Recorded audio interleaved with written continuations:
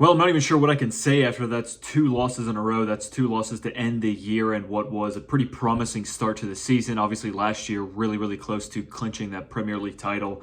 And we lost again today when it mattered most. And I think the biggest issue that we have, the West Ham defeat, there were some similarities there, but I think this game today was the worst performance all season. Arteta said it himself. There was no desire. Every single 50-50 ball went to the side of Fulham. They fought more. They fought for the headers. They fought for everything on the ground.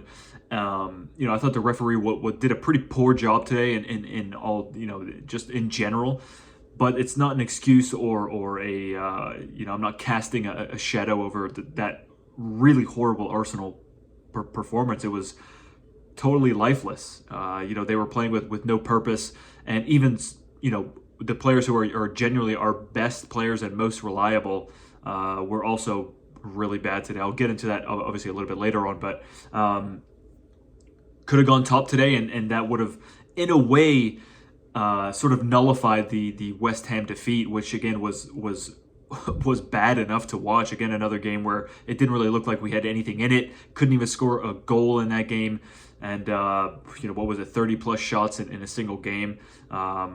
Areola, a couple of good saves there, here and there, but nothing to really get me off my seat. And that's how it was today. I was in a bar full of fans, hoping to see some sort of progress from the game at West Ham, but there was nothing there. It doesn't come down to the away games. It doesn't come down to anything other than the desire today was zero. There was no desire today to even the goal that we scored was, with the exception of Martinelli's good work and nice and a very good shot, as a matter of fact, matched by a good save from Leno. The goal that Saka scored, he just happened to be there. And say whatever you want. Sure, you need a little bit of luck every once in a while in football to get a result, but it was just so bland and so boring. And like I said, we can't really perform when it matters. We could have gone top today despite that loss against West Ham.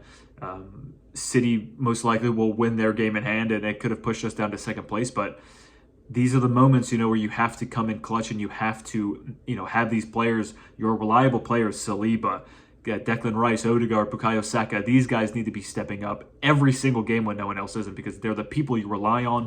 When you set the standard that Saliba has, that Rice has, that these players have, you need to see that every game, because when they're dropping off, the chance that some of these other players coming in and out of form are going to step up and take you, over the line, whether it's a goal, a defensive tackle to save a goal. It's much slimmer and much harder to rely on people like that. I thought Rice was just bad today. I'm not used to saying that. I think that's maybe the only time I've said that since he signed for us. It was a difference with the West Ham game. He wasn't bad. He wasn't misplacing every single pass or looking like he was lacking in confidence. He just had no help, and he was sort of just alone in the midfield. Trossard playing that number 8 role, I don't understand. I'm happy it didn't happen today. Speaking of that number 8 role, Smith Rowe, 0 minutes after a very, very promising cameo, I thought at least, against West Ham. And Eddie Nketiah somehow gets 95 minutes today. Trossard could have replaced Eddie Nketiah. Jesus could have replaced Eddie Nketiah. Smith Rowe could have even come on and maybe push Martinelli up front as a striker. And somehow he gets 95 minutes. He had zero impact today. I'm not even attacking. I'm not trying to come after players specifically, because everyone was poor today. But Eddie Nketiah getting 95. There's players you need to keep. You need chances. You keep Odegaard on the ball. Saka is a star player for us. Keep him on the pitch as long as you can. Martinelli substitution, okay, Trossard works better on the left. Sure, I understand that. But keeping Eddie Nketiah on the pitch for 95 minutes, it made absolutely no sense to me. And you have to think about Smith Rowe's future at this point. And, will he be off? And if he is, who can we get in to fill the role, to make an impact? Because that's what you need. When you're in a title race, you need players who can come off the bench and make an impact, or start and make an impact. You can't have games like this.